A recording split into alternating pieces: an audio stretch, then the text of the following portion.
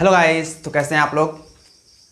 उम्मीद है अच्छे ही होंगे। तो चलिए बिना टाइम को वेस्ट किए चलते अपनी वीडियो की तरफ। वीडियो स्टार्ट करने से पहले एक छोटी सी बात बताना चाहूँगा कि अब हम पढ़ेंगे ट्रायंगल।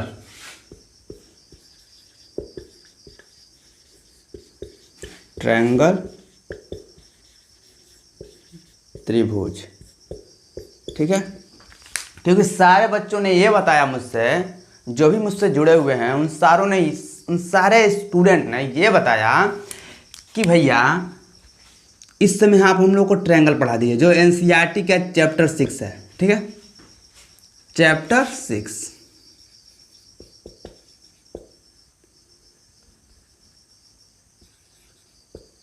6 समझ रहे हैं। एनसीईआरटी से चैप्टर 6 है। ये क्या लिख दिया यार,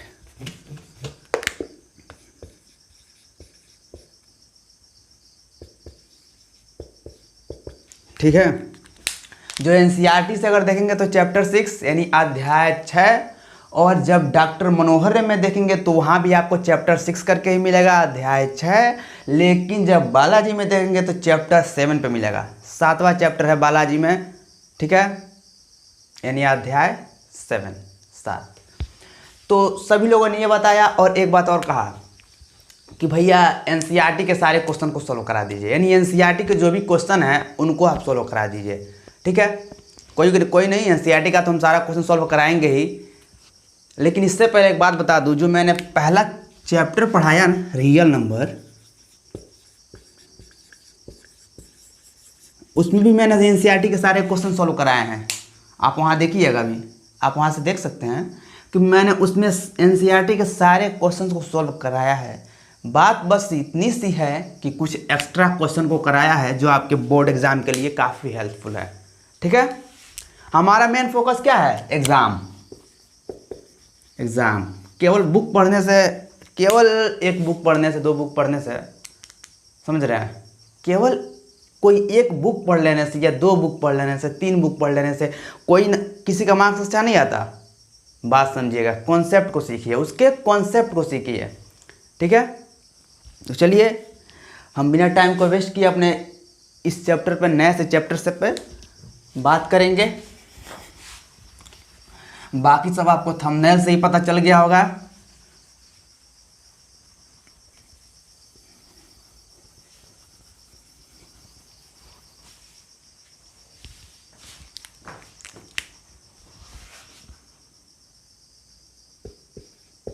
आज का हमारा चैप्टर है त्रिभुज।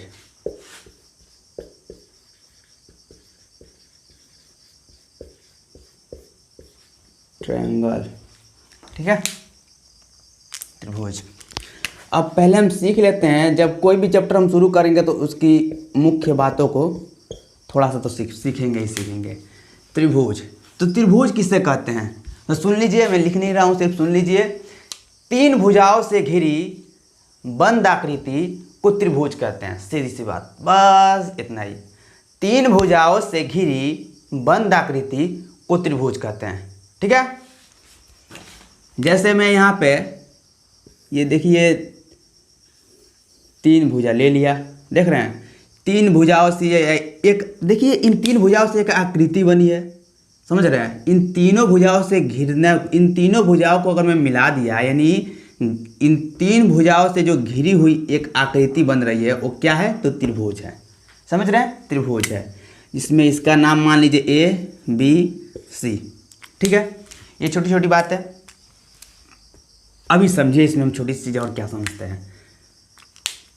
ये तो हो गया त्रिभुज, और आज के चैप्टर में हमको सीखना है इंट्रो केवल, ठीक है। इस चैप्टर का आज हम इंट्रो बात करेंगे, ठीक है। इस चैप्टर में क्या क्या है, कैसे, मतलब हर एक चीज़ें नहीं बताएंगे, बस त्रिभुज के बारे में थोड़ी सी इन्फॉर्मेशन देंगे, थोड़ी सी जानकारी देंगे, इसलिए ताकि आप जब मैं चैप्टर पे चलूँ, कहने का मतलब जब मैं प्रश्नावली पे चलूँ, आगे बढ़ूँ, तो आपको सारी चीज़ें क्लियर हों। इसलिए मैं इस समय सिर्फ केवल इस त्रिभुज के बारे में कुछ बातें करूँगा, ठीक है, जो आपके चैप्टर से रिलेटेड हैं।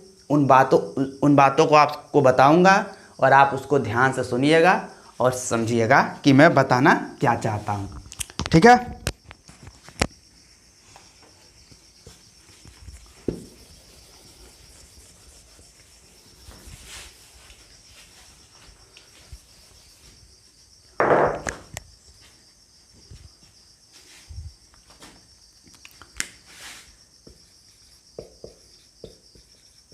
भूमिका।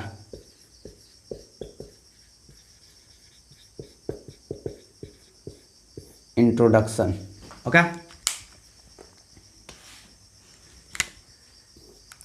भूमिका, इंट्रोडक्शन। इंट्रोडक्शन का मतलब परिभाषा और भूमिका बात एक ही है, घबराइएगा बिल्कुल नहीं। अब ये जो त्रिभुज है ये क्या है, कैसे है, इन सभी चीज़ों के बारे में सीखेंगे। यानी इंट्रोडक्शन हम सीख रहे हैं भूमिका। पहली बात समझिएगा कि त्रिभुज किसे कहते हैं। तो मैंने त्रिभुज किसे कहते हैं मैं बता ही चुका कि तीन भुजाओं से घिरी बंद आकृति को त्रिभुज कहते हैं। आप ऐसे भी कह सकते हैं कि तीन भुजाओं से घिरी ऐसी बंद आकृति जिसमें तीन कोण, तीन शीर्ष यानी होते हैं, त्रिभुज कहलाती है। ठीक है, लेकिन बस आप सिंपल सा इतना याद करिए कि तीन भुजाओं से घिरी बंद आकृति त्रिभुज कहलाती है। ठीक है, अब देखिए हम बात करते हैं। मान लीजिए ये एक त्रिभुज है, जैसे मान लीजिए ये एक त्रिभुज है। मानना क्या ये त्रिभुज है ही, थोड़ा और अच्छा बनाते हैं ताकि आपको मजा आ जाए।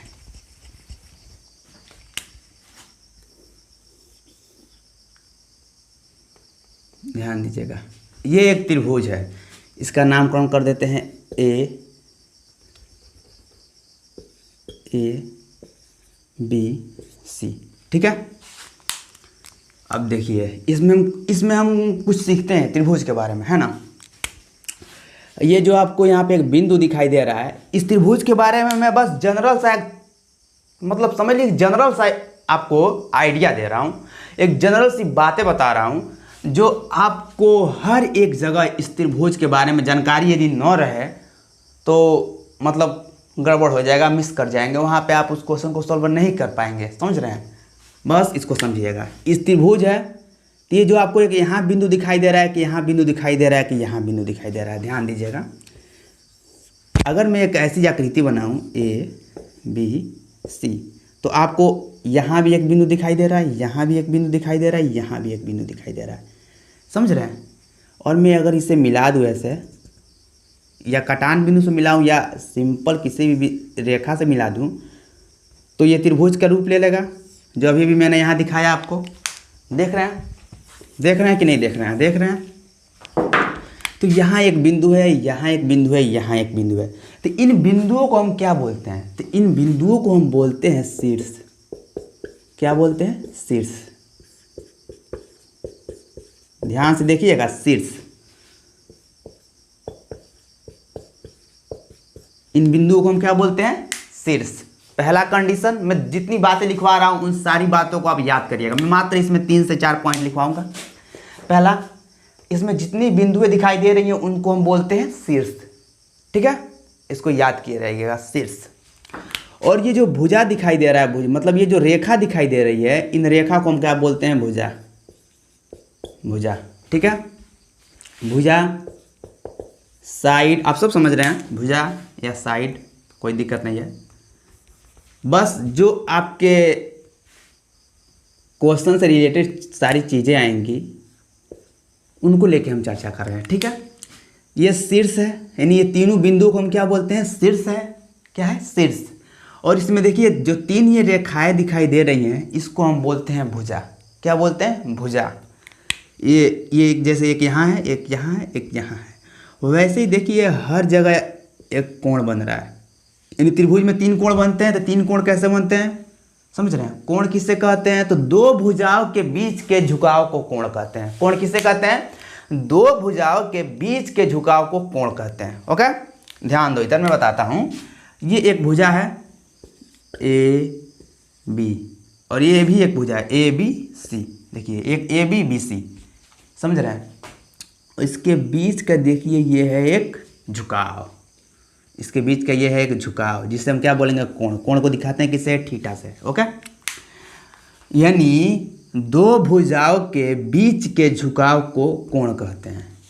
इसका कई परिभाषा है, कई तरीके से आप बना सकते हैं। बस मैं आपको जनरल सा थोड़ा सा आइडिया दे रहा हूँ कि आप क्या कह सकते हैं। अगर आप कहेंगे तो भुजा, रेखाएं, कोण, इन सब के लिए भी अलग से एक वीडियो बना दूंगा जो आपके लिए काफ़ी हेल्पफुल होगी। तब तक के लिए आप ये देखिए, मैंने बताया इन तीनों बिंदुओं को बोलते हैं शीर्ष, इन तीनों रेखाओं को बोलते हैं भुजा, और इन तीनों जो बीच में जो झुकाव दिखाई दे रहे हैं तीनों, इनको क्या बोलते हैं? कोण। ठीक है, क्या बोलते हैं इनको? बोलते हैं कोण। देखिए यहाँ पे हर जगह मतलब 3 कोण है यहाँ पे, ध्यान से देखिएगा, ठीक है। तो यानी एक त्रिभुज में हम बात करें, एक त्रिभुज में यदि हम बात करें तो 3 शीर्ष होते हैं, 3 भुजाएं होती है और 3 कोण होते हैं, ठीक है, एक त्रिभुज में। अब चाहे वो त्रिभुज कौन सा कोई भी हो, चाहे ये राइट एंगल ट्रायंगल हो, देखिए इधर right angle hypotenuse, right angle triangle. अब यहाँ देखिए ये ए, ये बी, ये सी, इसको बोलते हैं लंब, ये 90 डिग्री है लंब, ये है कोण थीटा लंब, ये है आधार और ये है कर्ण, ठीक है। तो बस इस त्रिभुज में ये जो आपका दिखाई दे रहा है, जो ये आपका ये दिखाई दे रहा है समकोण त्रिभुज, कौन सा त्रिभुज है? समकोण त्रिभुज। जो आपको ये समकोण त्रिभुज दिखाई दे रहा है, बस अलग से इसी का बस एक नाम है अलग, क्योंकि इसमें 90 अंश का कोण बनता है, ठीक है। इसका एक अलग से नाम है कि ये भी तीनों भुजाएं ही हैं, ये भी भुजा है, ये भी भुजा है, ये भी भुजा है, लेकिन समकोण त्रिभुज में जो सबसे बड़ी भुजा है उसका एक और ही नाम है। ये विरोध किया, ये कहा कि नहीं, हमारा आप एक और नाम दीजिए, क्योंकि हम एक अलग ही आकृति बनाते हैं, ठीक है। और एक थे पाइथागोरस,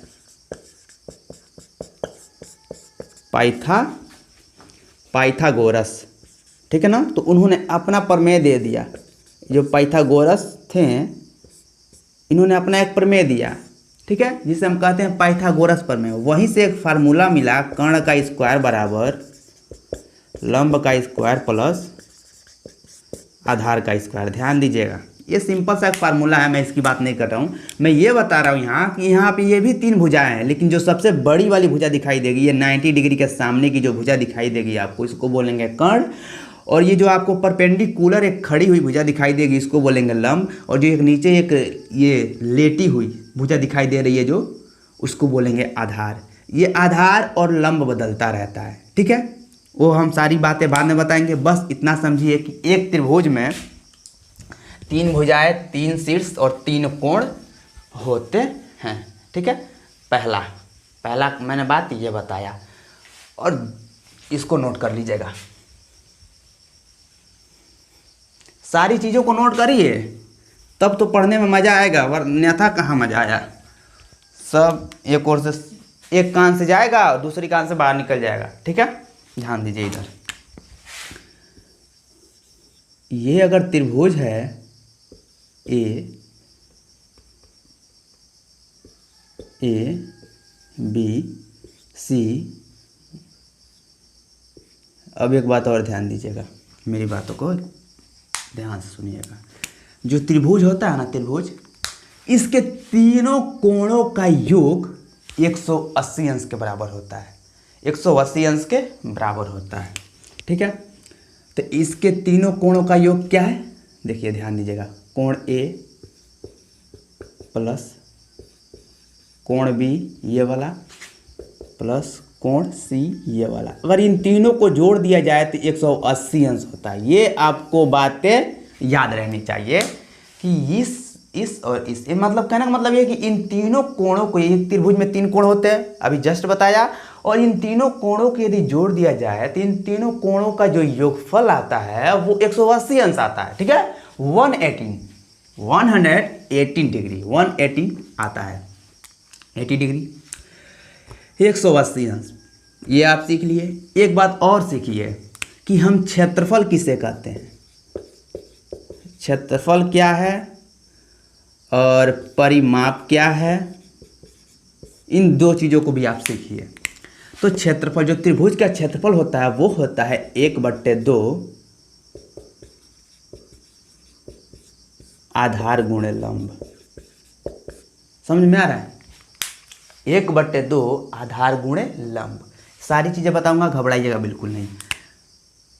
अब देखिए, जैसे मैं यहाँ पे एक समकोण त्रिभुज बनाया, इसका नाम देता हूँ मैं P Q R 90 डिग्री, का एंगल यहाँ बन रहा है। और मैं यहाँ क्या बता रहा हूँ, मैं यहाँ बता रहा हूँ कि जो त्रिभुज का क्षेत्रफल होता है वो क्या होता है, 1/2 आधार गुणा लंब। अब देखिए 1/2 हम लिख लेंगे। अगर मान लीजिए हमको ये दे दिया है, ये दे दिया हमको 3 और ये दे दिया 4, ये दे दिया 5, ठीक है। तो 3 3 9 4 4 16, दोनों मिलाकर 25, 25 का वर्गमूल 5, ठीक है। तो आधार 1/2, अगर इस त्रिभुज का हमको क्षेत्रफल निकालना है, अगर क्षेत्रफल की बात करिए, ये है 5 सेमी, ये भी है 5 सेमी, ये भी है 5 सेमी, ठीक है। अगर इस त्रिभुज का हमको निकालना है क्षेत्रफल तो पहले क्या करेंगे, 1/2 और आधार क्या है, ये देखिए आधार लंब आगे पीछे आप लिख सकते हैं, 1/2 लंब गुणे आधार, 1/2 आधार गुणे लंब, लंब गुणे आधार गुणे 1/2, या फिर आधार गुणे लंब बटा 2, समझ रहे हैं, आधार गुणे लंब बट्टे 2। इसका कोई फर्क नहीं पड़ता, क्योंकि ये जो ऊपर है, ये जो आपको सिंगल सिंगल दिखाई दे रहा है गुणा में, ये कभी भी अंश में गुणा होता है, तो ये ऊपर चला जाएगा, इसके नीचे कुछ नहीं तो 1 होता है, तो इसके नीचे ऐसे ही अगर हम ये करें तो ये तीनों का ऊपर गुणा हो जाएगा, तीनों का नीचे गुणा हो जाएगा, तीनों का ऊपर गुणा होगा तो आधार गुणा लंब, तीनों का नीचे गुणा होगा तो केवल 2 मिल जाएगा, समझ रहे हैं। बस ये छोटी सी बात समझिए, 1/2, आधार क्या है 3 लिख लेंगे, लंब क्या है 4 लिख लेंगे। इसको सोल्व कर लेंगे, यदि हम इसको सोल्व करेंगे तो हमको क्या मिलेगा, हम क्या निकाल लें, तो यहाँ निकाल लें एरिया ऑफ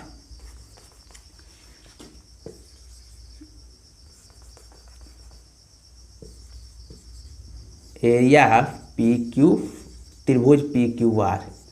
हम त्रिभुज पी क्यू आर का क्षेत्रफल निकाल लेते हैं। यहाँ मैंने क्या लिखा, एरिया ऑफ ए आर, कोष्टक में त्रिभुज बना दिया और पी क्यू आर लिख दिया, यानी एरिया ऑफ त्रिभुज पी क्यू आर, यानी पी त्रिभुज, इस त्रिभुज का एरिया आप निकालना है। तो देखिए यहाँ क्या होगा, इस 2 से ये 4 कैंसिल, 2 दूना 4, तो यहाँ मिल जाएगा 3 दूना 6, यानी जो इसका ये आ गया, ये वर्ग सेंटीमीटर में क्यों आएगा, क्योंकि जो क्षेत्रफल होता है, क्षेत्रफल हमेशा वर्ग सेंटीमीटर, मतलब क्षेत्रफल वर्ग सेंटीमीटर में आता है, वर्ग से मीटर में आता है, मैंने जो भी है बस वो वर्ग करके आता है, समझ रहे हैं। उसका घात 2 होता है, उसका पावर 2 होता है। ओके, ध्यान से देखिएगा।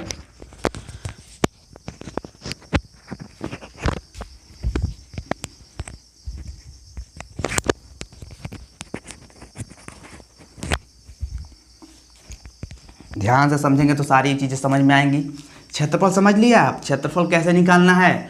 मैक्सिमम हर त्रिभुज में यही लागू होगा, जहाँ अलग कुछ त्रिभुज ऐसे होते हैं जिनका अलग होता है, उनका क्षेत्रफल निकालने का तरीका अलग होता है, ठीक है। जैसे समबाहु त्रिभुज, समझ रहे हैं, इसके क्षेत्रफल निकालने का तरीका अलग होता है। तो जो जैसे जहाँ आएगा मैं वैसे वहाँ बताते जाऊँगा।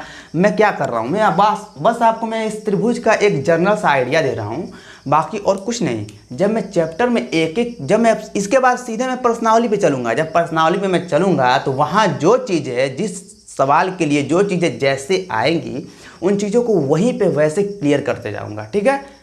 अब एक अलग से बताऊँगा, फिर वहाँ बताऊँगा तो समझ में नहीं आएगा। ये तो मैं त्रिभुज के बारे में बता रहा हूँ कि त्रिभुज क्या है, कैसे है, एक छोटा सा जानकारी दे रहा हूँ, बस कुछ नहीं, ठीक है। और बाकी चीज़ों को मैं प्रश्नावली में वहीं बताऊंगा। जिस क्वेश्चन के लिए जितना ज़रूरी जहां होगा मैं उसको वहीं उस इन्फॉर्मेशन को दे दूंगा, ठीक है, समझ रहे हैं। तो ध्यान दीजिए, इधर ध्यान दीजिए। हमने क्षेत्रफल निकाल लिया, अब हम निकालेंगे परिमाप।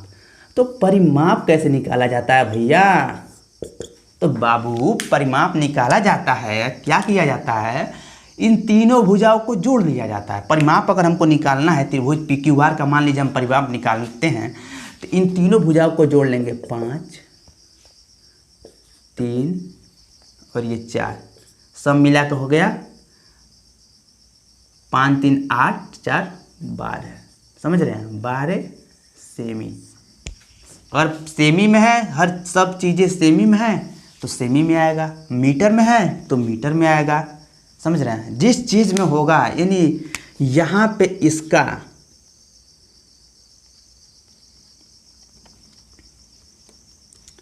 यहाँ पे आपको ये इकाई जो भी दी रहेंगी, चाहे 5 हो चाहे 3 हो ये जिस चीज़ में दिया रहेगा आपको, मीटर में है तो मीटर में, सेंटीमीटर में तो सेंटीमीटर में, डेसीमीटर में तो डेसीमीटर में, डेकामीटर में है तो डेकामीटर में, मतलब जिस चीज़ में आपको यहाँ पे दी रहेंगी आपको वही बस वहाँ पे सिंपली लिख देना है। तीनों जगह सेंटीमीटर, यहाँ पे सेंटीमीटर। ओके, अब आप ये मत कहिएगा कि एक जगह अगर भैया मीटर दे दे, मान लीजिए यहाँ 5 मीटर दे दे तो हम क्या करते हैं? कुछ नहीं करते। 1 मीटर बराबर क्या होता है? 100 सेंटीमीटर। ये बात तो आपको पता होगा, समझ रहे हैं?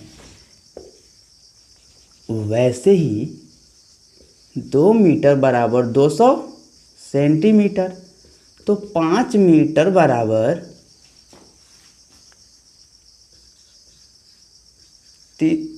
5 मीटर बराबर 500 सेंटीमीटर। समझ रहे हैं? तो इसको क्या करेंगे? ये मीटर में है, 5 मीटर है, इसको हम बदल लेंगे सेंटीमीटर में, तो 5 मीटर को हम लिख सकते हैं 500 सेंटीमीटर। पहले सेंटीमीटर में बदल लेंगे तब इसमें जोड़ लेंगे, अन्यथा और भी तरीका है। यहाँ पे दिखाई दे रहा है आपको सेंटीमीटर, सेंटीमीटर आप, और यहाँ मीटर। यहाँ पे आपको 2 चीज़ें दिखाई दे रही हैं, क्या क्या? एक है मीटर और दूसरा है सेंटीमीटर। 2 चीज़ें आपको यहाँ पे दिखाई दे रही है, ठीक है? यदि आप मीटर में सारी चीज़ों को बदलना चाहते हैं तो सेंटीमीटर वाले को बदल लीजिए, सब मीटर में आ जाएगा। कहने का मतलब ये है, यदि आप आंसर को मीटर में चाहते हैं तो सबको सेंटीमीटर को मीटर में बदल लीजिए, और यदि सेंटीमीटर में चाहते हैं तो मीटर को सेंटीमीटर में बदल लीजिए। समझ रहे हैं? तो ध्यान दीजिएगा, मीटर से सेंटीमीटर में बदलने के लिए हम क्या करते हैं? 100 से गुणा कराते हैं। अगर 1 मीटर है तो इसमें 1 में 100 से गुणा करा दें तो ये सेंटीमीटर में बदल जाएगा। तो 1 मीटर बराबर 100 सेंटीमीटर। और यदि क्या करते हैं, मैंने क्या बताया कि मीटर को सेंटीमीटर में बदलने के लिए 100 से गुणा कराते हैं। ठीक उल्टा प्रोसेस, जब सेंटीमीटर को मीटर में बदलेंगे तो 100 से भाग कर देंगे। ओके, ये सेंटीमीटर में है, मीटर में बदलेंगे तो 100 से भाग कर देंगे, और इसको जब भाग करेंगे तो इतना आ जाएगा, नहीं इतना मीटर आ जाएगा। इसको और मॉडिफाई करना चाहेंगे और छोटा करना चाहेंगे तो यहाँ क्या आ जाएगा? 0.04। Okay, metre. ठीक है, अब ये कैसे आया? तो पहले वाले चैप्टर में बहुत बेहतरीन तरीके से मैं यहाँ इसको पढ़ा चुका हूँ। आप लोगों ने कहा है इस चैप्टर को शुरू करने के लिए, तो ये छोटा चीज़ पढ़ाने का कोई मतलब है नहीं।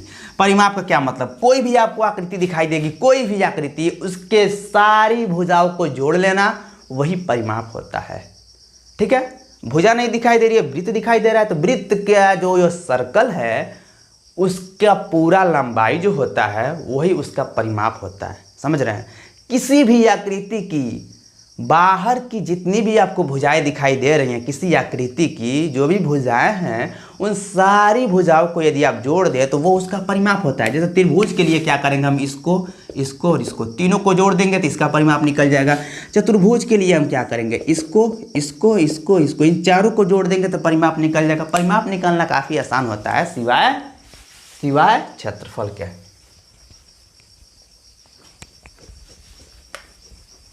ठीक है,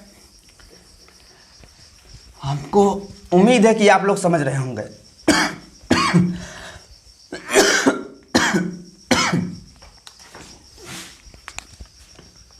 मेरी तबीयत थोड़ा सा बीच में ख़राब थी, जिसकी वजह से मैं आपका 2 दिन क्लास नहीं ले सका हूँ। आप समझ रहे होंगे, तबीयत खराब होने की वजह से मैं 2 दिन आपका क्लास नहीं लिया हूँ।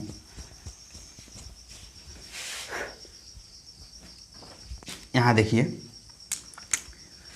यदि ये एक त्रिभुज है ABC, ये कोण 70 अंश और ये कोण है 20 अंश, नहीं जम रहा है, ये है 60 अंश, तो इस कोण का मान बताइए। कहने का मतलब हमसे पूछ दिया है। अब देखिए यहाँ पर कुछ चीज़ें जो मैं जो बता रहा हूँ उसको देखिए। कोण को पढ़ने के कितने तरीके हो सकते हैं? अगर यदि मैं मान लीजिए मैं इस कोण को पढ़ रहा हूँ, केवल ओनली वन एक त्रिभुज में बात हो रही है, केवल एक त्रिभुज के लिए। ठीक है, तो इस कोण को मैं कितने तरीके से पढ़ सकता हूँ? तो देखिए ध्यान दीजिएगा, मैं इसको ओनली वन केवल कोण A कह सकता हूँ। इस कोण की बात करूँ तो केवल कोण A कह सकता हूँ। कोण बी ए सी कह सकता हूँ, कोण बी ए सी कह सकता हूँ, और क्या कह सकता हूँ, तो कोण सी ए बी कह सकता हूँ, कोण सी ए बी कह सकता हूँ। ये जो सिंबल बना रहा हूँ ये कोण का सिंबल है, ठीक है। अगर आपको इस कोण की बात करनी है, कहने का मतलब अगर यदि आप इस कोण की बात कर रहे हैं कोण ए का, तो वो कोण बस वो जो कोण बात होगी उस कोण को बस हम बीच में लाएंगे। जैसे मैं कोण ए की बात कर रहा हूँ तो आप ए को बस बीच में लाइए।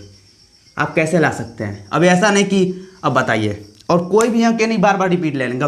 सी बी ए सी ऐसे नहीं लिख सकते हैं, कोण सी बी ए सी ऐसे मत, ये मत कहिए कि ये बीच में, ये बीच में नहीं है, ध्यान दीजिए। बीच में यहाँ पे दो चीज़ें हैं, मेरी बातों को समझिएगा। मैं आपको कुछ चीज़ें ट्रिक के साथ ही बताऊँगा। बीच में लाना है आपको। अगर मैं कोण बी की बात करूँ तो कोण बी मैं ऐसे लिख सकता हूँ, और क्या लिख सकता हूँ, तो कोण ए बी सी, कोण ए बी सी, और क्या लिख सकता हूँ, तो कोण सी बी ए, कोण सी बी ए।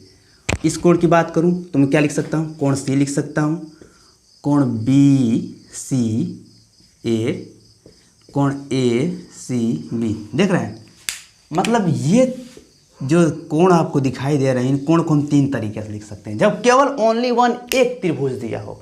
लेकिन अगर मान लीजिए घुमा फिरा के एक में कई गो त्रिभुज दे दे, समझ रहे हैं, मान लीजिए त्रिभुज नहीं है, एक ऐसे एक भुजा है, मैं यहाँ लिख दे रहा हूँ ए बी सी डी, समझ रहे हैं, एक त्रिभुज एक भुजा दिखाई दे रही है। अगर मैं इस कोण ए की बात करूं तो आप क्या समझेंगे? अब इस आकृति के लिए बताइए। अगर मैं कोण ए की बात करूं, कोण ए यानी एंगल ए, आप इसको कह सकते हैं, आप यहाँ पे कन्फ्यूजन उत्पन्न हो गया क्या? अगर मैं कहूँ इसके लिए, अगर मैं इसको बताना चाहूँ और कहूँ कोण ए, यहाँ पे कई तरीके हैं, कई तरीके हैं। देखिए क्या, पहले एक त्रिभुज बताइए कि त्रिभुज A B C A B D में, त्रिभुज ए बी डी में अगर आप ये दिखा देते हैं त्रिभुज ए बी डी में, तो इससे पता चल जाता है कि इस त्रिभुज की बात हो रही है, तब आप यहाँ पे कोण ए दिखा सकते हैं। लेकिन मान लीजिए हम त्रिभुज को नहीं ले रहे हैं, तब आप इसको कोण ए नहीं दिखा सकते। तो इस स्थिति में आप क्या कर सकते हैं? अगर इस कोण की बात होगी तो कोण बी ए डी, कोण बी ए डी, नहीं तो इससे तो इस वाले कोण का भी बोध होता है, केवल ये वाला कोण थोड़ी ना, केवल ओनली वन कोण ए कह दे और कोई ऊपर त्रिभुज उर्भुज कुछ भी नहीं दिखाए रहे हैं, बस कह दे कोण ए, तो क्या मतलब निकलता है? और इस कोण की अगर बात करें तो इसको हम क्या कह सकते हैं?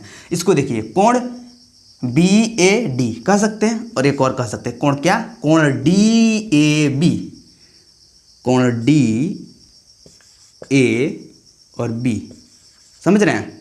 तो यानी कहने का मतलब ये है, ये जो मैं तरीका बता रहा हूँ आपका दो, ये आप कहीं भी लागू कर सकते हैं, कहीं भी लागू कर सकते हैं। लेकिन जो ये आपको ए दिखाई दे रहा है अकेले में, इसको जब आप ओनली वन कोई एक त्रिभुज देखिएगा जो अकेले होगा, या जहाँ दिखाया जाएगा कि त्रिभुज ए बी सी की बात हो रही है, समझ रहे हैं, त्रिभुज पी क्यू आर की बात हो रही है, वहाँ भी आप ऐसे लिख सकते हैं। लेकिन जहाँ इसकी चर्चा न की जाए उसको आप ऐसे नहीं लिख सकते हैं। लेकिन ये जो मैं बता रहा हूँ इसको आप कहीं भी लिख सकते हैं। जैसे इस कोण की बात करूँ मैं, तो इसको मैं कोण ए नहीं कहूँगा। लेकिन यदि अगर बात करता, ये एक मान लीजिए रेखा बनी होती, तो ये क्या हो जाता है, त्रिभुज बन जाता। तो मैं कहता, यहाँ भी ये लिख दिया क्या मैंने, ए बी डी, तो यहाँ सी कर देता हूँ, ठीक है। अगर मैं इस कोण की बात करूँ तो इस त्रिभुज में बात करूँ, तो त्रिभुज ए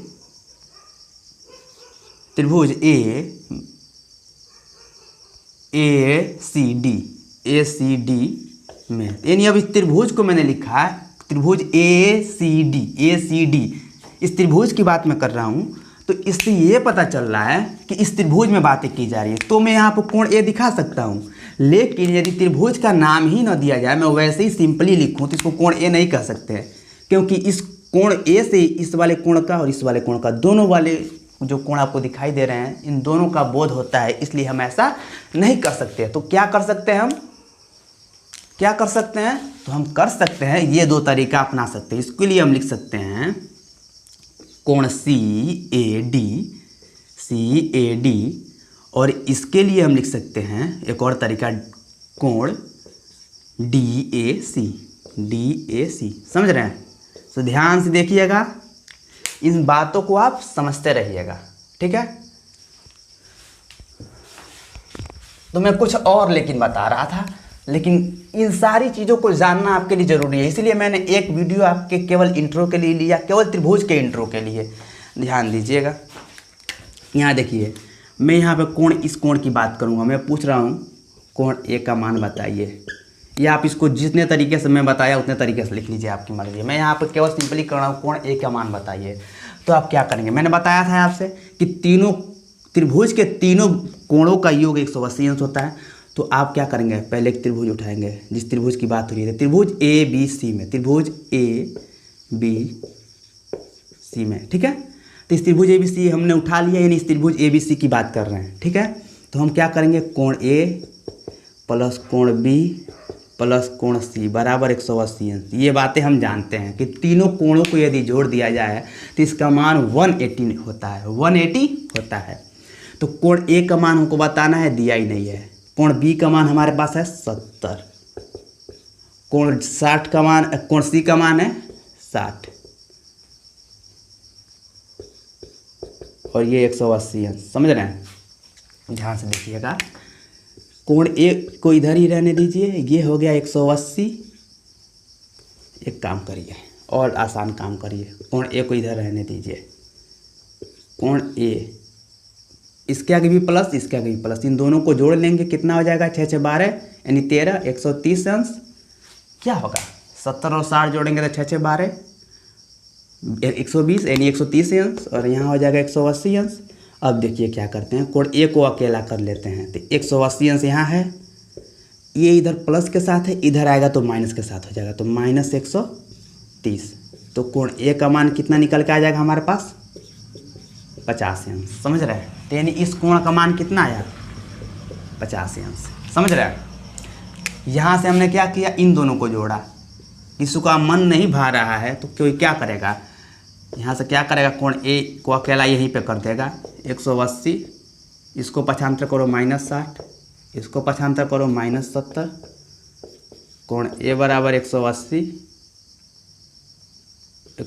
अंश, और ये हो जाएगा 130 अंश, और कोण ए बराबर 50 अंश। तभी भी मान हो जाएगा, घबराने की बिल्कुल दिक्कत नहीं है, आप जैसे भी करें, बस कैलकुलेशन करना आपको आना चाहिए, और कैलकुलेशन नहीं आता है तो पहले सीखिए, ओके। अब देखिए, वैसे हालांकि त्रिभुज में ज़्यादा कैलकुलेशन नहीं आता है, आपको सारी चीज़ें ये त्रिभुज मतलब भुजा, कोण, इन सारी चीज़ों पर निर्धारित रहेंगे, यानी इन सारी चीज़ों पर दिया रहेगा आपको। प्रॉब्लम यहाँ पे ज़्यादा कैलकुलेशन नहीं करना पड़ता है, बस इतना समझिए, थोड़ा सा माइंड लगाना पड़ता है और कुछ नहीं। इन सारी चीज़ों को आप देख लिए। एक त्रिभुज के अगर एक कोण दे दिया, दो कोण दे दिया जाए तो एक कोण को कैसे निकालेंगे, समझ रहे हैं। तो इन चीज़ों को सीखिए। अब हम जो हमारा इस चैप्टर में मेन मुद्दा जो है बताने का, कहने का मतलब ये है, अभी तो ये कुछ नहीं था, इस चैप्टर में जो है वो बातें तो अब करूँगा मैं, क्योंकि वो अब आपको समझ में आएगा। हम क्या सीखेंगे, तो सीखेंगे कुछ चीज़ों को, देखिए, समरूप और सीखेंगे सर्वांग सम। पहले सीखते हैं सर्वांग सम।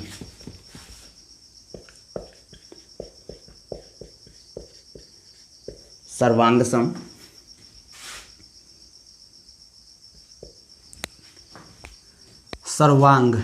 सर्वांग सम, और एक सीखेंगे क्या, समरूप। ठीक है, दो चीजें सीखेंगे, सर्वांग सम, समरूप। तो सर्वांग सम क्या होता है, समरूप क्या होता है, ठीक है।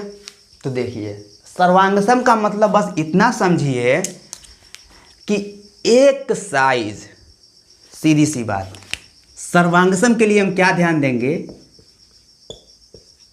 एक ही आकार एवं आकृति क्या होना चाहिए। सर्वांग सम के लिए हम देखेंगे एक ही आकार एवं आकृति, यानी क्या, तो सेम साइज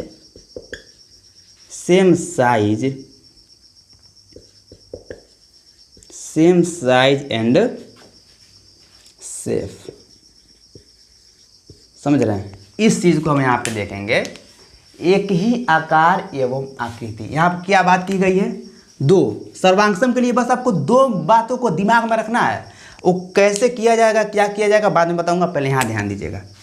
आकार, पहला बात हम क्या आकार को देखेंगे, दूसरा क्या देखेंगे तो आकृति को देखेंगे। बस दो चीज़।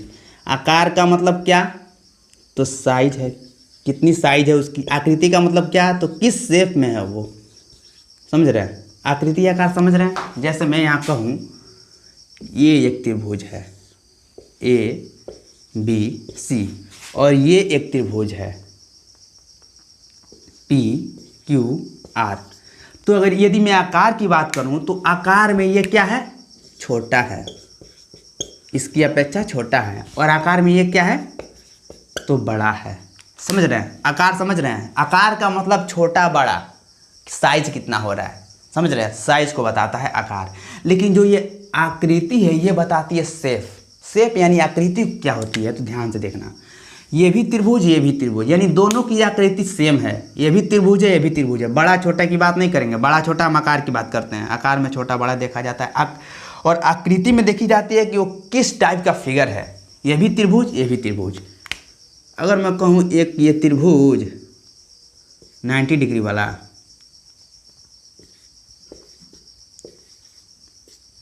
और एक मैं कह दूँ ये चतुर्भुज, तो आप इस आकार के बारे में क्या कहेंगे, तो आप इसके बारे में क्या कहेंगे बताइए, सोच के बताइए। यहाँ पे हम इस आकार के छोटे बड़े के बारे में बात कर ही नहीं पाएंगे। क्यों नहीं कर पाएंगे, क्योंकि जब आकार जब आकृति जब सेम होती तब ना हम कहते हैं कि वो बड़ा है वो छोटा है। कहने का मतलब दो लड़के हैं, ठीक है, दो लड़के हैं तो उसमें हम बता सकते हैं कि छोटा बड़ा देखेंगे कौन छोटा है कौन बड़ा है, ठीक है। यदि बिल्कुल बराबर है तो इसको भी हम बता सकते हैं। लेकिन आप एक हाथी को ले लीजिए और एक किसी लड़के को ले लीजिए, आप वहाँ बताइए कि कौन छोटा है कौन बड़ा है, इनका आकार क्या है, बता पाएंगे आप, बता पाएंगे, बता पाएंगे। हाथी को ले लीजिए एक इंसान को ले लीजिए। मैं यहाँ पे बात क्या कर रहा हूँ ध्यान दीजिएगा, मैं बात कर रहा हूँ आप उन्हीं चीज़ों के बारे में बात कर सकते हैं जो केवल एक तरीके के हों। जैसे कहने का मतलब अगर आप इंसान को ले रहे हैं तो केवल इंसान को ले लीजिए, हाथी को ले रहे हैं तो केवल हाथी को लीजिए, गधे को ले रहे हैं तो केवल गधे को लीजिए और बैल को ले रहे हैं तो केवल बैल को लीजिए। समझ में आ रहा है। तो ये मैं बता रहा हूँ कि एक ही यदि आकृति हो, समझ रहे हैं, यानी उनका जब शेप सेम हो तब हम देखते हैं आकार बड़ा छोटा। यहाँ पे शेप एक जैसा है या नहीं है, समझ रहे हैं इस बात को। यहाँ पे हम क्या कर सकते हैं, मान लीजिए एक चतुर्भुज बना दिए, इसका नाम PQRS रख दिए, ये भी चतुर्भुज ये भी चतुर्भुज। तो देखिए यहाँ पे इन दोनों का शेप यानी जो आकृति है एक जैसी है, ये भी चतुर्भुज ये भी चतुर्भुज, ठीक है। और आकार क्या है तो आकार में ये वाला छोटा है और ये वाला बड़ा है। एक और बना देते हैं। अब इन दोनों की बात करूं तो ये वाला फिर छोटा है और ये बड़ा क्या है। अब यहाँ पे इन दोनों में बात कर रहा हूँ तो ये वाला बड़ा हो जाएगा। फिर मैं अगर एक और बना दूँ तो यहाँ पे आपको क्या दिखाई दे रहा है, ये वाला बड़ा हो गया और ये वाला छोटा हो गया। इन दोनों की बात कर रहा हूँ, ठीक है। तो कहने का मतलब आपको दो चीज़ें देखनी है, आकृति और आकार। यदि दोनों ये चीज़ें रहेंगी जहाँ पे, वो होगा सर्वांगसम। क्या होगा, सर्वांगसम। सर्वांगसम के लिए दो चीज़ों पर फोकस किया जाता है, आकार एवं आकृति। यदि आकार और आकृति सेम हो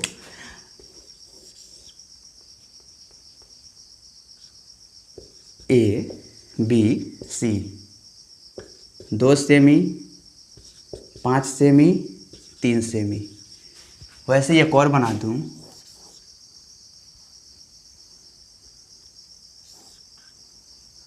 एक और बना दो PQR 2 सेमी 5 सेमी 3 सेमी।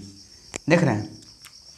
तो देखिए यहाँ पर भी जो भुजाएं दी हुई है 2 सेमी 5 सेमी 3 सेमी, यहाँ पर भी सेम वही है 2 सेमी 5 सेमी 3 सेमी। जो संगत भुजाएं हैं, इसकी संगत का मतलब क्या होता है कि अगर इस त्रिभुज के यदि इस साइड की बात कर रहे हैं तो इसका ये वाला साइड कौन सा है, ये वाला है। इस साइड की बात कर रहे हैं, इस साइड का मतलब क्या होता है, साइड की मतलब होता है भुजा, साइड का मतलब भुजा, समझ रहे हैं। तो यदि मैं इस साइड की बात कर रहा हूँ तो इसके इस साइड से बात करूँगा, यानी ये वाली साइड। इस साइड की बात करूँगा तो इसकी इस साइड से बात करूँगा, इस साइड की बात इससे करूँगा, समझ रहे हैं। यानी इन दोनों का साइड सेम होना चाहिए। जैसे मैं, इसीलिए तो मैं कह रहा हूँ कि इसके पहले बेसिक कॉन्सेप्ट को यदि नहीं समझा जाए तो चैप्टर में बहुत प्रॉब्लम होगी। A B C P Q R, ये वाला एक साथ, ये वाला एक साथ, ये वाला एक साथ, नीचे नीचे वाला एक साथ, इस साइड का इस साइड वाला, इस साइड का इस साइड वाला, यानी एक ही भुजा को देखते हैं। ये भी 2 सेमी, ये भी 2 सेमी, ये भी 5 सेमी, ये भी 5 सेमी, ये 3 सेमी, ये 3 सेमी। और देख रहे हैं ये आकृति क्या है, तो त्रिभुज की है, इसकी भी आकृति त्रिभुज की है। तो बात क्या करेंगे हम, आकृति को भूल गए, आकार की बात करेंगे, बड़ा छोटा। तो जब ये सारी भुजाएं बराबर हैं तो आकार भी बराबर हो गया, समझ रहे हैं। तो यहाँ पर ये दोनों त्रिभुज क्या होगा, सर्वांगसम होगा। क्या होगा, सर्वांगसम होगा। और सर्वांगसम का चिन्ह क्या होता है, तो ये वाला, जहाँ है आपको ऐसा चिन्ह दिखाई दे, बराबर का चिन्ह लिख के ऊपर एक ऐसे, तो वो हो जाता है सर्वांगसम। ठीक है, सर्वांगसम का ये सिंबल है। ठीक है, अब देखिए, तो सर्वांगसम की जब हम सीखेंगे, सर्वांगसम तो हम समझ रहे हैं सर्वांगसम क्या है। तो इनका साइज और शेप एक होना चाहिए, यानी बराबर होना चाहिए, एक जैसा होना चाहिए। ठीक है, सर्वांगसम के लिए हम सीख रहे हैं। जैसे हम सीख रहे हैं, और समरूप के लिए छोटी सी बात, तो समरूप में ऐसा नहीं होता है। समरूप में बस केवल आपको देखना होता है आकृति, केवल आकृति को देखिए, शेप। इसमें हम इस साइज को नहीं देखेंगे, साइज को यहां हम नहीं देखेंगे। P Q R A B C, तो ध्यान से देखिए, ये आपको छोटा दिखाई दे रहा है, ये छोटा दिखाई दे रहा है, ये आपको बड़ा दिखाई दे रहा है। ठीक है, इस सर्वांगसम के लिए क्या होता है,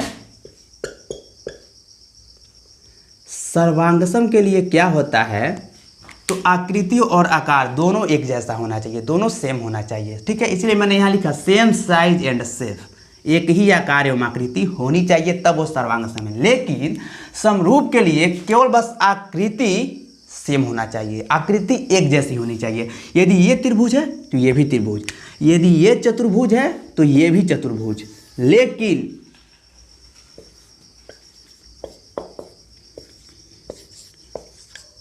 समझ रहे हैं, ये चतुर्भुज तो ये भी चतुर्भुज, ये त्रिभुज तो ये भी त्रिभुज, समझ रहे हैं। इसकी लंबाई से बात नहीं करेंगे। ये देखिए, छोटा है, ये बड़ा है, तो ये यहाँ पर क्या है, केवल समरूप है। समरूप, रूप का मतलब समझ लीजिए, एक तरीके से समझिए, रूप का मतलब चेहरा, सम यानी एक जैसा, बराबर, यानी दो लड़के बिल्कुल एक ही जैसे दिखाई दें तो वो है समरूप। उनके उम्र की बात मत करिएगा कि एक इतने उम्र का है और एक कम उम्र का, एक ज़्यादा उम्र का, उस उम्र की बात हम नहीं करेंगे। ठीक है, यहाँ देखिए, यहाँ देखिए, दोनों त्रिभुज है, आकृति सेम है। ठीक है, आकृति क्या है, सेम है, यानी इनका जो आकृति है वो एक जैसी है, लेकिन इनका जो आकार है छोटा बड़ा है। तो यानी बस समरूप के लिए एक चीज़ देखते हैं हम, क्या, तो आकृति। अगर एक जैसी आकृति आई, त्रिभुज है तो त्रिभुज, चतुर्भुज है तो चतुर्भुज, छोटे बड़े की बात नहीं करेंगे, इस पर ध्यान नहीं देंगे। बस त्रिभुज है तो त्रिभुज, चतुर्भुज है तो चतुर्भुज, यानी आकृति यदि एक जैसी हो तो वो है समरूप। लेकिन यदि उनका आकार और आकृति दोनों एक जैसा हो तो वो होता है सर्वांगसम। समझ रहे हैं। अभी एक मज़े की बात और बताऊंगा, बस ध्यान से देखते जाइए। एक मज़े की बात और बताऊंगा, ये आप देख लिए। यहाँ पे मैं आपको कुछ यहाँ पे चीज़ें बताऊंगा, इसको मैं मिटा रहा हूँ। समझ रहे हैं, आप समझ गए होंगे। जिसको जो नोट करना होगा वो नोट कर लेगा। यहाँ समझिएगा,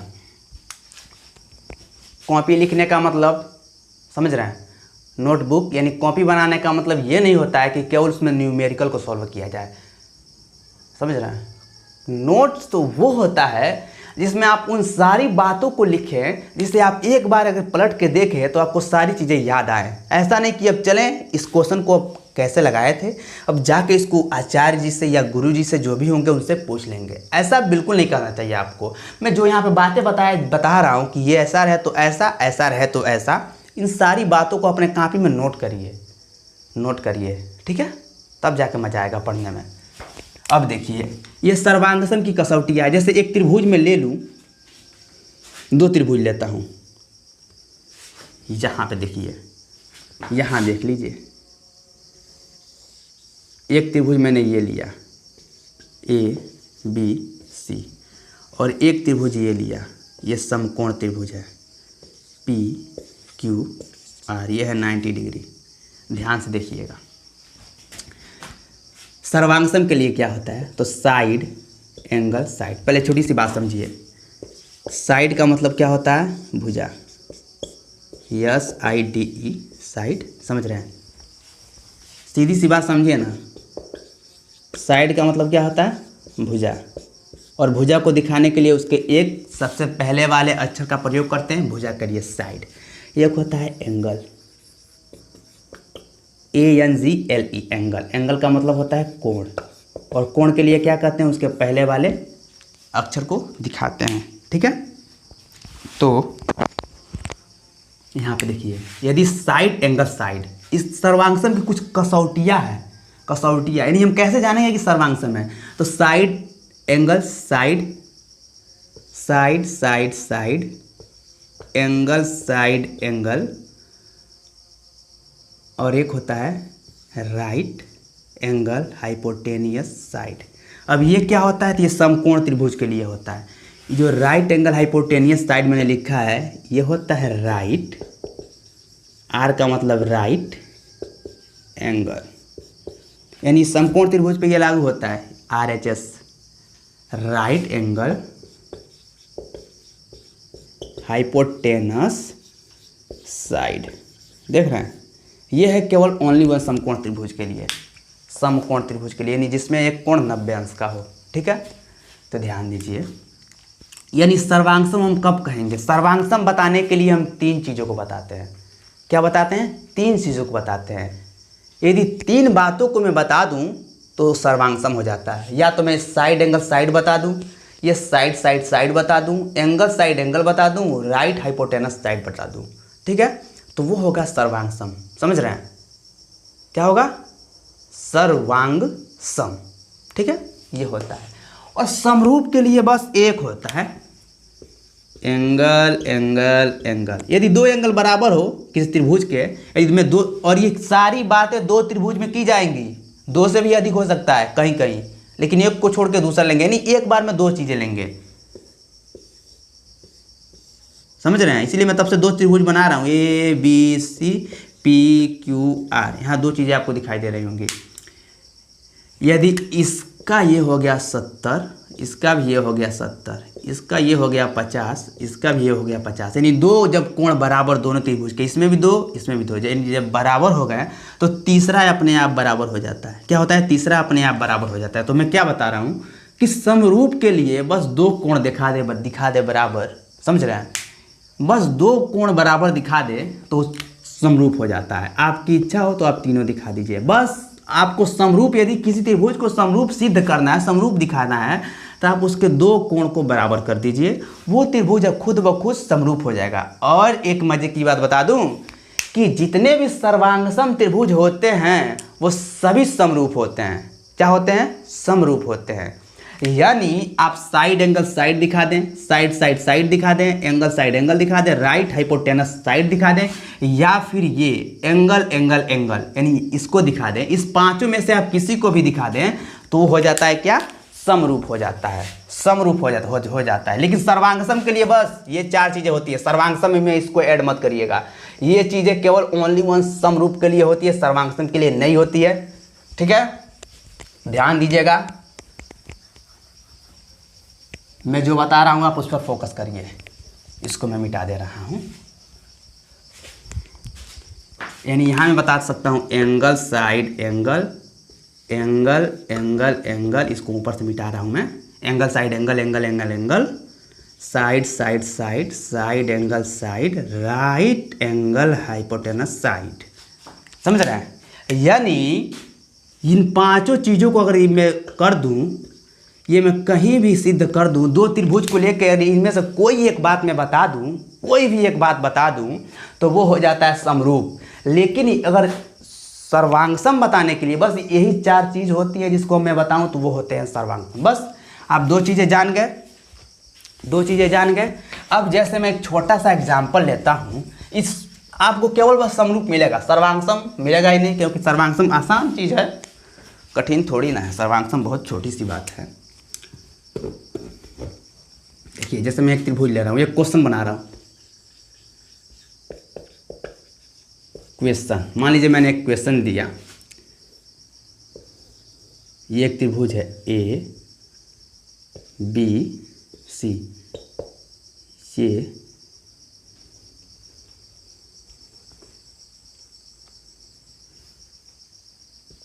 ए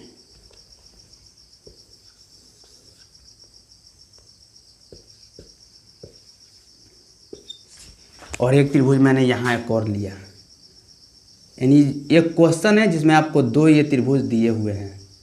ये क्या है, तो पी क्यू आर, और आपको यहाँ कुछ चीज़ें दी हुई हैं। तो क्या दिया हुआ है, देखिए ये आपको क्वेश्चन में दिया हुआ है। तो क्या क्या दिया हुआ है, क्या दिया है, तो ए बी बराबर पी क्यू, ये एक चीज़ दी हुई है। दूसरा और क्या दिया हुआ है, बी सी बराबर क्यू आर, ये दो चीज़ें दी हुई है, बी सी बराबर क्यू आर। एक चीज़ और दे दी हुई है,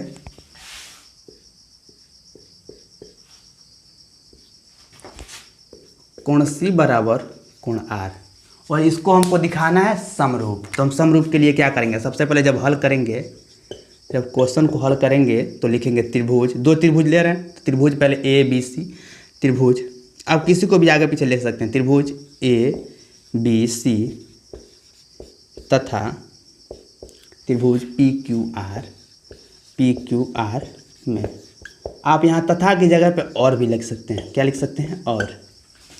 ठीक है, आपको जो अच्छा लगे लिखिए, मुझे तथा अच्छा लगता है इसलिए मैं ये लिखता हूँ। त्रिभुज ए बी सी तथा त्रिभुज पी क्यू आर में, इसमें से मैं ए बी, यानी देखिए इसमें दिया हुआ है ए बी बराबर पी क्यू, यानी ए बी जो है वो पी क्यू के बराबर है। तो यहाँ लिखूँगा मैं ए बी बराबर पी क्यू, यानी मुझे तीन बातें बतानी है समरूप के लिए। सीधी सी बात, समरूप के लिए अगर कोण की बात करेंगे तो बस दो कोण दिखा देंगे तो समरूप हो जाएगा। ठीक है, प्रॉपरली आप तीन बात बता दें तो समरूप होगा ही होगा। तो देखिए ए बी बराबर पी क्यू, दूसरी बात क्या है इसमें दिया हुआ है कि बी सी बराबर क्यू आर, यानी ये जो बी सी है वो क्यू आर के बराबर है। तो लिखिए बी सी बराबर क्यू आर। तीसरा क्या है, तो ये दोनों कोण बराबर दिया हुआ है, तो कोण सी बराबर कोण आर। देख रहे हैं, तो ये किससे हो रहा है, साइड एंगल साइड। साइड का मतलब क्या, साइड मतलब भुजा। देखिए ऊपर वाला भुजा लिए थे हम, ए बी भुजा है, पी क्यू भुजा है, यानी ये भुजा है। तो पहला काम किया मैंने साइड लिया, फिर बी सी बराबर क्यू आर, यानी फिर क्या लिया मैंने, एक और साइड लिया है। यहाँ पे देखिए इस साइड को मैंने बाद में लिख दिया। अब ये एंगल, ये वाला एंगल आपको ये लिखना नहीं है, मैं बस बता रहा हूँ कि ये साइड एंगल साइड से हुआ है, यानी भुजा कोण भुजा से ये हुआ है। समझ रहे हैं, ये तीन चीज़ें मैंने बराबर दिखा दिया। तो मैं लिखूँगा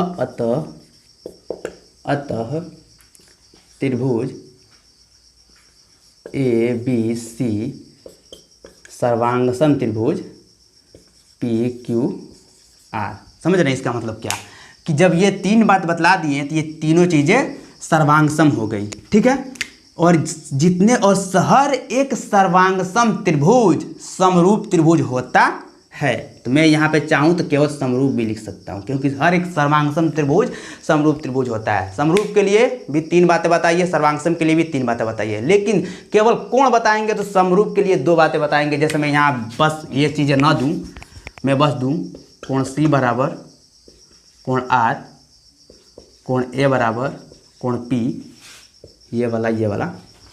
तो यहाँ बस दो बातें लिखूँगा और कुछ नहीं लिखूँगा। कोण सी बराबर कोण आर, कोण ए बराबर कोण पी। अब ये कहाँ से मिला हमको, तो दिया है। तो यहाँ मन करे तो लिख दीजिए दिया है, काफ़ी अच्छा होता है। दिया है मतलब ये कहाँ से आया है, तो क्वेश्चन में हमको दिया था तो हमने लिखा दिया है। जब ये दो चीज़ें हो गई तो ये त्रिभुज क्या हो गई, समरूप हो गई। और एक बात और, जो समरूप त्रिभुज होती है, समरूप त्रिभुज के कोण बराबर होते हैं। यदि ये मान लीजिए हमको 50 अंश दिया था, ये भी 50 अंश दिया था, ये 70 अंश दिया था, ये 70 अंश दिया था, तो ये कितना अंश हो जाएगा, यानी ये वाला जो कोण होगा इस वाले कोण के बराबर होगा। समझ रहे हैं, ये यानी 60, ये भी 60। ये 60 कैसे मिला मुझको, तो दोनों को जोड़ के, तीनों को जोड़ दिया हूँ, 180 के बराबर दिखा दिया हूँ। यानी कोण ए प्लस कोण बी प्लस कोण सी बराबर 180। कोण बी हमको बताना है, कोण ए का मान दिया है 50 अंश, कोण सी का मान दिया है 70 अंश, और ये 180। कोण बी प्लस 70 और 50 जोड़ेंगे तो 120 इज इक्वल टू 180। और कोण बी बराबर यहाँ से हमको निकल जाए 180 माइनस 120, तो कोण बी बराबर 60 डिग्री। देख रहे हैं, यानी मैं क्या कह रहा हूँ कि जब कोई भी जब त्रिभुज समरूप हो जाता है तो उसके तीनों कोण बराबर होते हैं। भुजा बराबर नहीं होती है, भुजा बराबर नहीं होती है, केवल कोण की बात करिए, कोण बराबर होते हैं। क्या होता है, जब कोई भी जब त्रिभुज समरूप हो जाता है तो वो क्या होता है, उसकी सारे कोण बराबर हो जाते हैं। यानी ये त्रिभुज, दोनों त्रिभुज ये समरूप है तो इसके सारे कोण बराबर है, यानी इस कोण के बराबर ये कोण संगत कोण, संगत कोण का मतलब साथ वाला, यानी ये कोण इसके बराबर, ये कोण इसके बराबर, ये कोण इसके बराबर। लेकिन यदि वो सर्वांगसम हो जाए, क्या हो जाए, सर्वांगसम हो जाए, तो इसकी भुजा भी बराबर हो जाते हैं। जैसे मैंने पहले वाले क्वेश्चन के लिए बताया था, तो इसमें ये भुजा इसके बराबर दिया था और ये भुजा नहीं, ये वाला नहीं दिया था, ये नीचे वाला, ये भुजा भी बराबर दिखाया था और एक ये वाला कोण दिखाया था। तो यानी दो भुजाएं और दो, इन दोनों की भुजाएं यदि मैं इन दोनों त्रिभुज को यदि सर्वांगसम कर दूं तो इसका ये भी भुजा इस भुजा के बराबर हो जाएगा और कोण तो बराबर हो ही जाएगा। समझ रहे हैं, यानी सर्वांगसम त्रिभुज में क्या होता है, तो सर्वांगसम में होता है, सर्वांगसम के लिए, तो सर्वांगसम में क्या होता है कि यदि दो त्रिभुजें, नोट करिएगा इसको, इस बात को समझ में आ रहा है। अब हम सीधे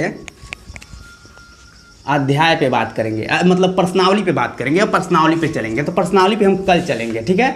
आज हम एक छोटी सी चीज़ और बता रहे हैं, उसको भी देख लीजिए ध्यान से। सर्वांगसम के लिए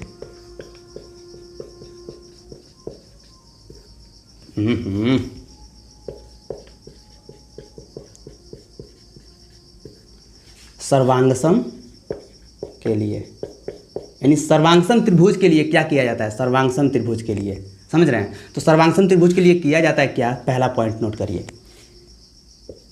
यदि इसको नोट करिएगा, यदि दो त्रिभुज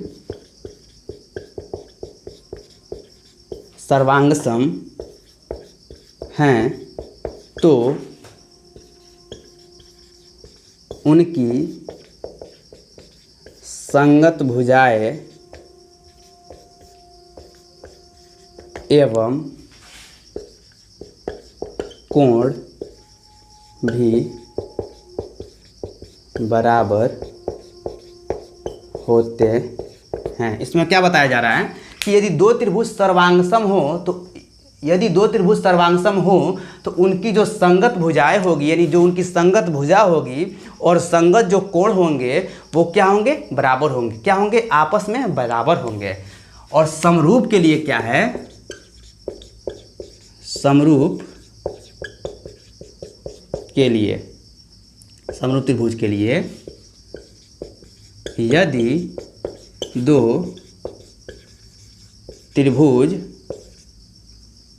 दो त्रिभुज समरूप हो तो उनके संगत कोण बराबर होते हैं, किंतु भुजा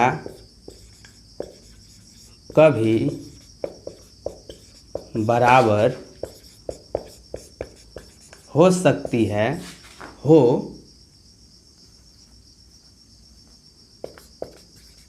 हो सकती है तो कभी नहीं। ये बात तो कभी नहीं, ये बात समझ में नहीं आ रही होगी। देखिएगा, मैंने बताया था कि यदि दो त्रिभुज समरूप हो तो उनके केवल कोण बराबर होते हैं, भुजा बराबर नहीं होती है।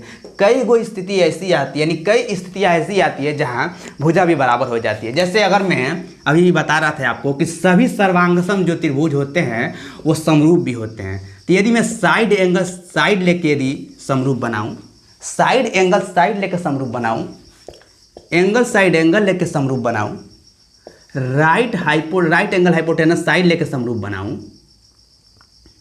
या साइड लेके समरूप बनाऊं। मैंने क्या बताया था कि सर्वांगसम त्रिभुज, प्रत्येक सर्वांगसम त्रिभुज समरूप त्रिभुज होते हैं। तो यानी मैं इन चारों को लेके यदि जब समरूप त्रिभुज बनाऊं तो क्या होगा, इस स्थिति में उसके कोण भी बराबर होंगे और भुजा भी बराबर होंगे। ध्यान दीजिएगा, इसलिए मैंने यहाँ लिखा कि उसके कोण भी बराबर होंगे और भुजा भी बराबर होंगे। लेकिन यदि केवल जब कोण की बात की जाए, मैं केवल कोण लेके बात करूं, चाहे आप 2 कोण दिखाएं या 3 कोण, लेकिन एक कोण से काम नहीं चलेगा, 2 कोण कम से कम दिखाना है, 2 कोण या 3 कोण, क्योंकि 2 कोण जब बराबर होता है 3 अपने आप बराबर हो जाता है, तीसरा अपने आप बराबर हो जाता है।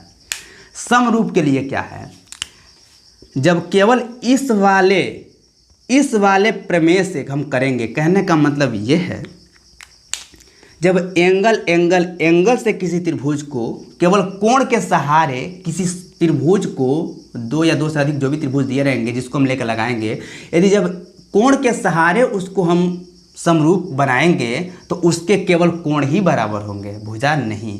लेकिन अगर इन चारों में से कोई भी यदि हम अगर इन चारों में से किसी के सहारे यदि हम किसी त्रिभुज को समरूप बनाते हैं तो उसके कोण और भुजा दोनों बराबर होते हैं। तो बस आज की वीडियो में बस इतना ही। मिलते हैं नेक्स्ट वीडियो में बस अब आपका प्रश्नावली, यानी हम आपको पढ़ाएंगे 6.1। यानी बच्चों ने बताया है कि भैया एनसीईआरटी के क्वेश्चन को सॉल्व करा दीजिए। ठीक है, मैं एनसीईआरटी के सारे क्वेश्चन को आपको सॉल्व कराऊंगा। कुछ एक्स्ट्रा क्वेश्चन जो मतलब होंगे मैं आपको वहाँ बताते जाऊँगा, जो भी एनसीईआरटी के क्वेश्चन मैं कराऊंगा सारी चीज़ों को मैं बताऊंगा वहाँ पे। और कुछ अलग से मतलब कुछ मैं ऐसे भी क्वेश्चन कराऊंगा जो आपके लिए काफ़ी हेल्पफुल होगी। मैं वहाँ बता दूंगा कि एनसीईआरटी का क्वेश्चन नहीं है, आपको मन करे तो इसको नोट करिए, न इच्छा करे तो नोट मत करिए, आपके ऊपर है। ठीक है, लेकिन मैं आपके एनसीईआरटी के सारे क्वेश्चन को सॉल्व कराऊँगा, आपका डिमांड है तो। ओके, तो चलिए मिलते हैं नेक्स्ट वीडियो में, तब तक के लिए जय हिंद। और यदि आप चैनल पर नए हैं तो चैनल को सब्सक्राइब कर लीजिए। ठीक है, इससे क्या होता है कि जो इंसान आपके लिए मेहनत कर रहा होता है उसको भी थोड़ा बेनिफिट होता है, समझ रहे हैं, उसको भी थोड़ा। मान लीजिए अगर मैं आपके लिए मेहनत कर रहा हूँ, आपको इन सारी चीज़ों को दे रहा हूँ, कॉन्टेक्ट दे रहा हूँ, अच्छा, तो आप भी मेरे लिए एक छोटा सा काम तो कर ही सकते हैं। क्या कर सकते हैं, सब्सक्राइब कर सकते हैं मेरे चैनल को। ठीक है, और मेरे चैनल का नाम क्या है, तो मेरे चैनल का नाम है